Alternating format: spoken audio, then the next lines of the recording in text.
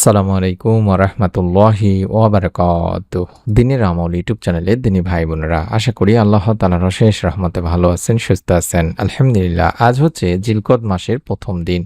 আসরের নামাজের পরে আল্লাহর একটি গুরুত্বপূর্ণ ফজিলতপূর্ণ নাম কষ্ট করে মাত্র ২১ বার পড়বেন। আল্লাহ রাব্বুল আলামিন চাহে তো জিলকদ মাসের প্রথম দিনের ওসিলায় মাগরিবের আগে আপনি আপনার মনের আশা পূরণের সুখবর পেতে পারেন। আমি আশা করছি মনোযোগ দিয়ে ভিডিওটি সম্পূর্ণ আমলের নিয়তে দেখবেন। হিজরি সালের ১১তম মাস এই জিলকদ মাস।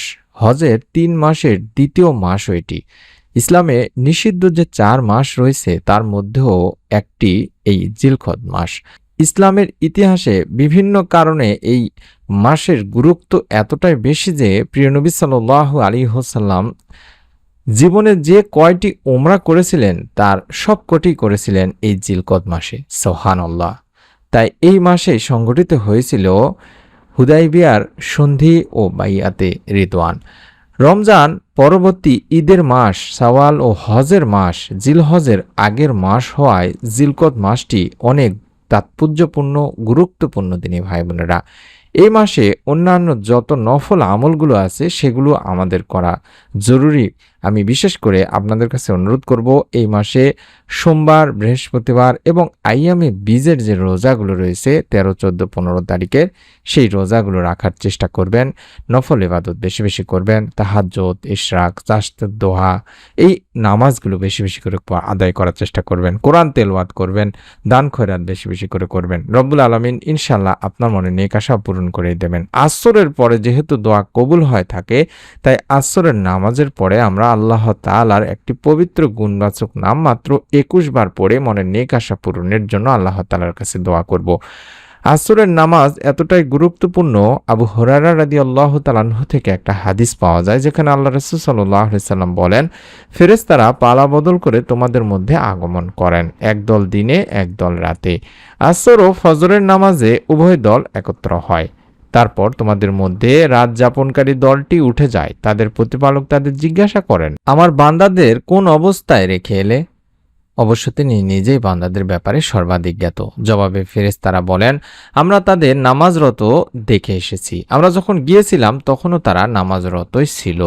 সহিহ মুসলিম শরীফের ৬৩২ নম্বর সহিহ একটি হাদিস। সুতরাং যে ব্যক্তি নিয়মিত ফজর ও আসরের নামাজ জামাতে আদায় করেন, ফেরেশতারা আল্লাহ তাআলার কাছে তার ব্যাপারে প্রতিদিন বলছেন, আমরা যখন পৃথিবীতে গিয়েছি তাকে নামাজরত দেখেছি, যখন পৃথিবী থেকে এসেছি তখনও তাকে নামাজরতই দেখেছি। তাই এই গুরুত্বপূর্ণ নামাজটির পরে আমরা যদি আল্লাহ তাআলারই পবিত্র একটি গুণবাচক নামের আমল করি, রব্বুল আলামিন আমাদের মনে নেক আশা ইনশাআল্লাহ পূরণ করে দেবেন।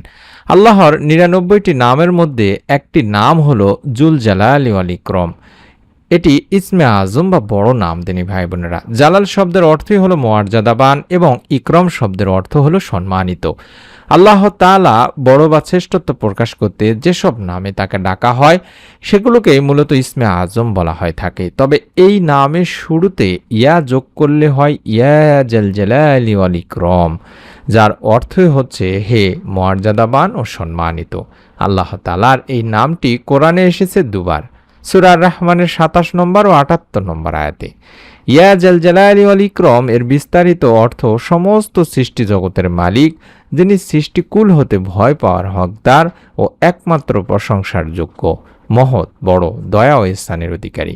অর্থাৎ আমরা ইয়া জাল জালালি ওয়াল ইকরাম, ইয়া জাল জালালি ওয়াল ইকরাম এভাবে ২১ বার পড়ব আসরের নামাজ আদায় করার পরে, কয়েকবার দরুদ ও ইস্তেগফার পড়ে নিয়ে। আপনি যদি এই নাম পড়তে পারেন, এটি হাদিসেও আছে দিনী ভাই বোনের, অর্থাৎ এটি দিনে রাতে বেশি বেশি পড়ার কথা বলা আছে হাদিসে। এটা পড়লে আল্লাহ রাসূল সাল্লাল্লাহু আলাইহি ওয়াসাল্লামকে অনুসরণ করা হবে।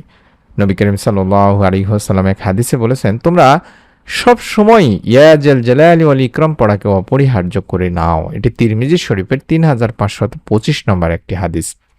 অর্থাৎ যে নামটি দেখাচ্ছি এটি সব সময় পড়ার প্রতি নির্দেশ দিয়েছেন বিশ্বনবী সাল্লাল্লাহু আলাইহি ওয়াসাল্লাম। আমরা যদি এই নাম ধরে আল্লাহ তাআলার কাছে ডাকতে পারি, যেহেতু এটি ইসমে আজম, এই নামে ডাকলে মহান রব আল্লাহ তাআলা সেই বান্দার ডাকে সাড়া দেন, কিছু চাইলে আল্লাহ তাআলা তাকে তা দান করেন।